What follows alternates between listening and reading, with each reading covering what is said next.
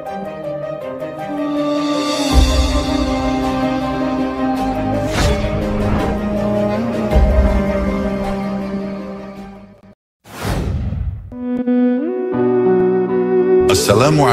warahmatullahi wabarakatuh.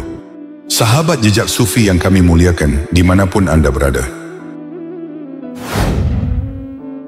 Tatkala kata berhala terdengar, yang terlintas di benak kita adalah sosok-sosok beku, patung-patung yang tak bernyawa, berdiri megah namun hampa, dibuat oleh tangan manusia namun disembah seolah memiliki kekuatan ilahi. Inilah ironi terbesar dalam sejarah spiritual umat manusia. Saat makhluk menciptakan Tuhannya sendiri, lalu sujud dan berdoa kepada apa yang ia bentuk dari tanah, batu atau kayu. Sebuah pencarian akan Tuhan yang justru tersesat dalam bayang-bayang ciptaan manusia sendiri. Maka dari itu, ketika Fathu Makkah terjadi, kemenangan besar umat Islam di kota suci Mekah, hal pertama yang dilakukan Rasulullah Shallallahu Alaihi Wasallam adalah menghancurkan berhala-berhala yang berada di sekitar Ka'bah. Tindakan ini bukanlah tanpa makna. Rasulullah ingin memutus rantai kemusyrikan yang selama berabad-abad melingkupi jazirah Arab. Beliau tahu selama berhala itu masih ada, selama itu pula ada potensi untuk kembali disembah oleh manusia yang lalai. Setelah itu Rasulullah Shallallahu Alaihi Wasallam juga melarang kaum muslimin untuk menyimpan berhala atau patung di rumah-rumah mereka. Larangan ini adalah bentuk kehati-hatian beliau, sebab beliau khawatir benda-benda itu suatu saat akan kembali diagungkan, dihormati, bahkan dijadikan sesembahan, sebagaimana yang telah terjadi pada umat-umat terdahulu. Lalu timbul pertanyaan penting. Sejak kapan patung atau berhala mulai dijadikan sesembahan oleh manusia? Kapan pertama kali berhala ada di muka bumi?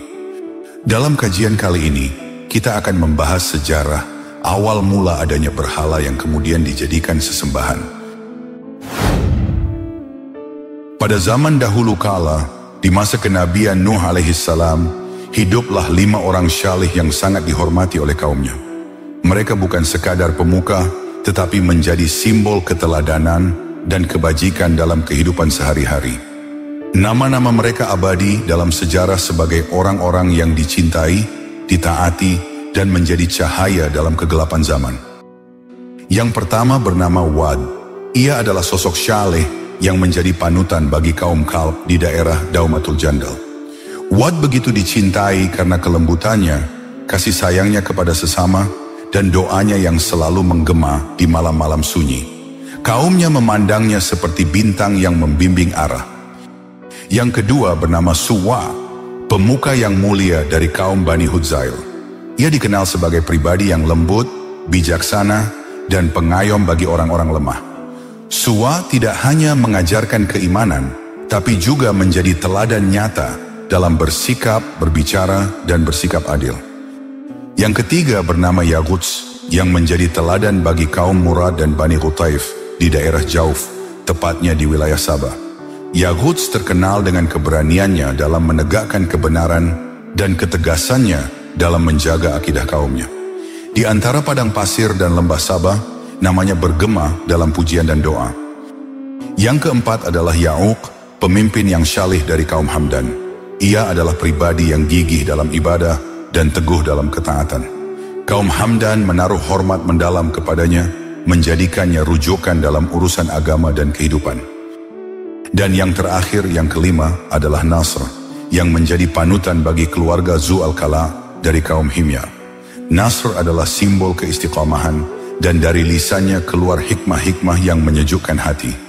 Ia adalah penjaga moral dan pelita bagi kaumnya. Kelima orang syalih itu, Wad, Suwa, Yaghuts, Ya'uq, dan Nasr, adalah sosok-sosok yang begitu dihormati, bahkan setelah wafatnya mereka. Sayangnya, rasa cinta dan penghormatan itu perlahan berubah menjadi pengagungan yang melampaui batas. Lambat laun, setan menanamkan ide untuk membangun patung-patung sebagai pengingat jasa-jasa mereka. Dan dari situlah, sejarah kelam penyembahan berhala dimulai. Jauh sebelum bahtera Nabi Nuh mengarungi gelombang samudra yang menggulung dunia, Jauh sebelum bumi diguncang azab karena kefasikan umat manusia, hiduplah seorang lelaki agung bernama Wad. Ia bukan nabi, bukan pula raja. Namun di kalangan kaumnya, Wad dikenal sebagai seorang yang berhati suci, berbudi luhur, dan senantiasa menebarkan kebajikan. Setiap kata yang terucap darinya adalah nasihat, dan setiap langkahnya membawa kedamaian. Ia laksana cahaya di tengah kegelapan zaman, menuntun kaumnya pada jalan yang lurus. Di tanah Babilonia, tanah yang kini dikenal sebagai bagian dari Irak, Wad hidup di antara orang-orang yang masih menjaga fitrah, sebelum syirik merayap dalam kehidupan manusia. Ia tidak mengajarkan apapun selain ketundukan kepada Sang Pencipta langit dan bumi. Namun seiring berjalannya waktu, Wad jatuh sakit dan meninggal. Kabar ini pun dengan cepat menyebar ke seantero negeri. Seketika tangis dan ratapan memenuhi udara Babilonia. Kaumnya merasa seolah langit kehilangan sinarnya. Kemudian mereka menguburkan jasad Wad dengan penuh kehormatan, mengelilingi pusaranya dengan doa dan linangan air mata. Mereka tidak hanya kehilangan seorang lelaki, mereka kehilangan panutan, teladan dan cahaya. Hari berganti malam, bulan berganti musim, tapi kenangan akan Wad tetap hidup di hati mereka. Tak sedikit yang masih merintih dalam diam, menahan kesedihan yang begitu mendalam. Dihimpit rasa duka yang belum jua reda. Tangisan lirih terdengar di sudut-sudut desa, menandakan sebuah kehilangan yang teramat sangat. Wad, nama itu tak henti disebut-sebut, diselipkan dalam doa, dilafazkan dalam ratapan, dirindukan dalam hening malam yang dingin. Wad bukanlah sosok biasa. Ia adalah pemimpin yang bijak, teman yang setia, pelindung yang penuh kasih. Di dalam dirinya mereka menemukan harapan, dan kini harapan itu telah terkubur bersama jasadnya. Dalam suasana duka yang begitu mengiris, di saat langit seolah turut menangis bersama mereka, di sanalah iblis melihat sebuah celah, sebuah kesempatan emas untuk kembali menyesatkan keturunan Adam. Dengan tipu daya yang begitu halus dan menyusup dalam kesedihan manusia, iblis pun mengubah wujudnya menjadi seorang lelaki yang tampak bijaksana dan bersahabat. Ia mendekati mereka yang sedang meratap pilu. Dengan suara yang lembut dan penuh empati, ia berkata, "Wahai saudara-saudaraku, aku melihat betapa kalian begitu bersedih atas kepergian sosok mulia ini. Sungguh, aku pun turut merasakan kehilangan yang sama.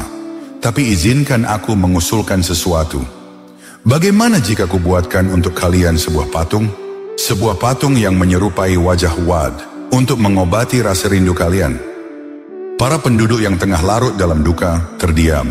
Mereka menatap satu sama lain. Tak satu pun dari mereka mencurigai niat di balik tawaran itu. Sebaliknya, hati mereka yang rapuh justru menyambutnya. "Silakan," jawab mereka. Maka dibuatlah patung itu. Sebuah bentuk yang sangat mirip dengan Wad.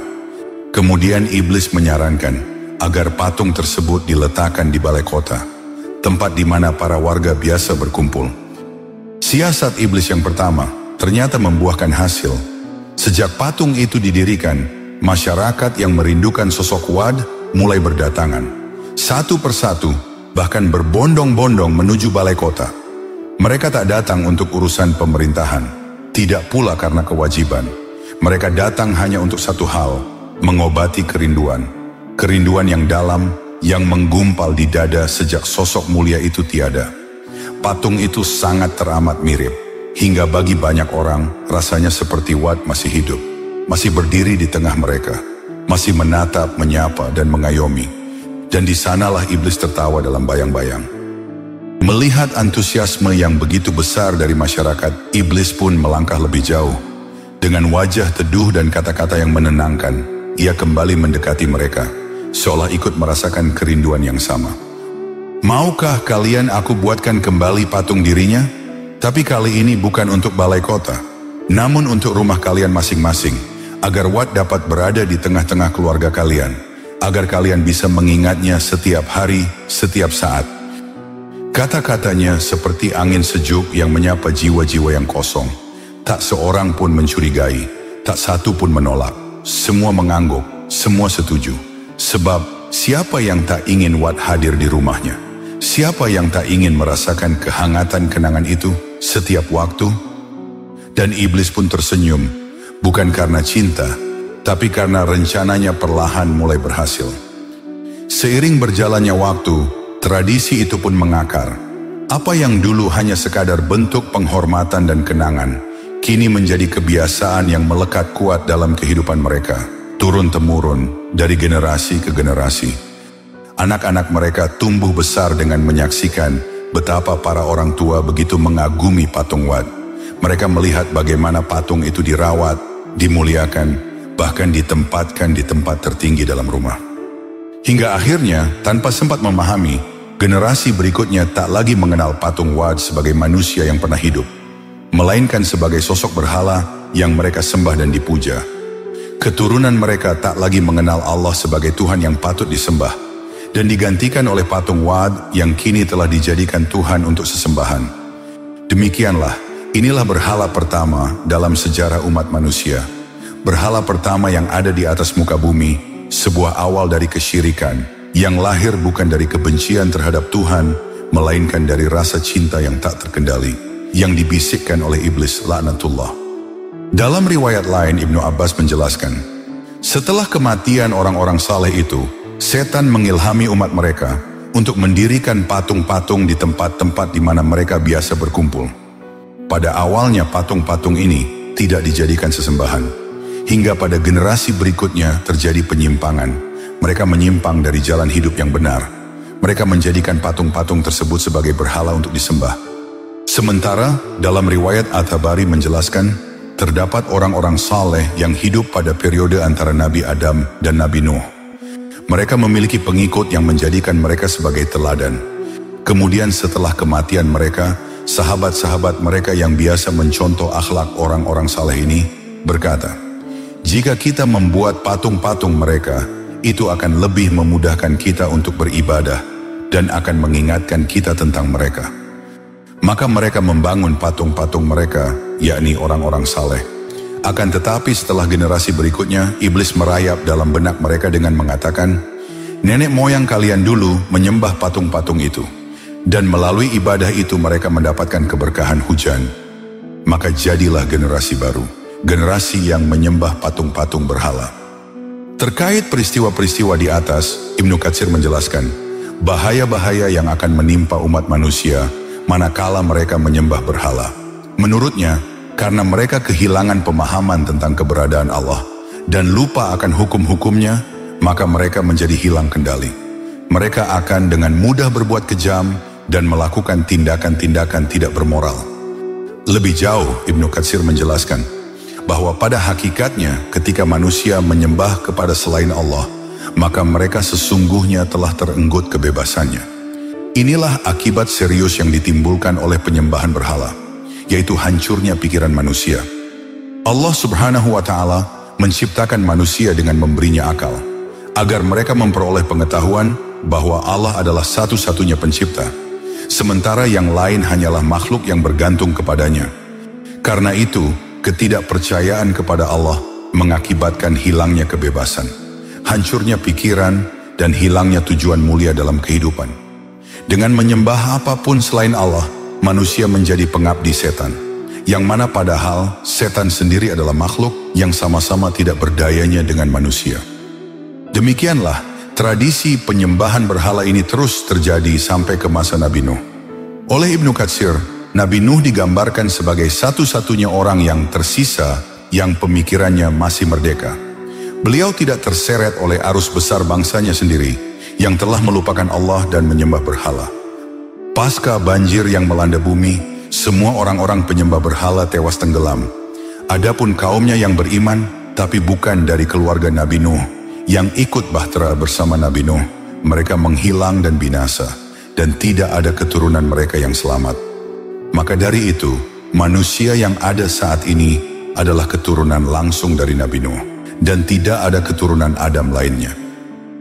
Meskipun kaum penyembah berhala di zaman Nabi Nuh telah binasa, ditenggelamkan dalam dahsyatnya banjir yang meluluh lantakkan bumi, namun tradisi kesyirikan itu tak serta-merta lenyap. Jejak kegelapan itu masih tertinggal, membekas di hati manusia-manusia yang jauh dari petunjuk. Ibarat api kecil yang tertutup abu, ia hanya menunggu waktu untuk kembali menyala. Zaman pun bergulir, generasi demi generasi berlalu setelah wafatnya Nabi Nuh alaihissalam. Namun tak disangka, tradisi penyembahan berhala justru kembali hidup. Kali ini muncul dari kaum kedua yang menyembah berhala di muka bumi. Mereka adalah kaum Ad, kaum yang berasal dari garis keturunan mulia, keturunan Nabi Nuh sendiri, melalui putranya yang bernama Sam bin Nuh. Dari keturunan Sam inilah lahir kaum yang mendiami wilayah luas di antara Yaman dan Oman, yang dikenal sebagai Al-Ahqaf, yakni padang pasir yang bergulung dan sunyi. Kaum Ad bukanlah kaum biasa. Mereka diberi kelebihan fisik yang luar biasa. Tubuh mereka tinggi menjulang, kekar dan kuat. Mereka membangun istana-istana megah, tiang-tiang menjulang tinggi, dan hidup dalam kemewahan yang tak tertandingi. Dunia telah memabukkan mereka. Mereka berkata penuh keangkuhan, "Siapa yang lebih kuat dari kami?" Namun di balik keagungan jasad mereka, hati mereka kosong. Mereka lupa akan Allah, Tuhan yang menciptakan mereka. Mereka justru membuat berhala-berhala, patung-patung batu yang dibentuk dengan tangan mereka sendiri, lalu disembah dengan penuh keyakinan palsu. Maka Allah dengan kasih sayangnya mengutus seorang nabi dari kalangan mereka sendiri, yakni Nabi Hud alaihissalam, seorang lelaki yang jujur, adil dan tegas. Namun seperti kebanyakan kaum yang telah dibutakan oleh kesombongan, mereka menolak. Bahkan mereka menuduh Nabi Hud sebagai pendusta, orang yang terkena penyakit gila.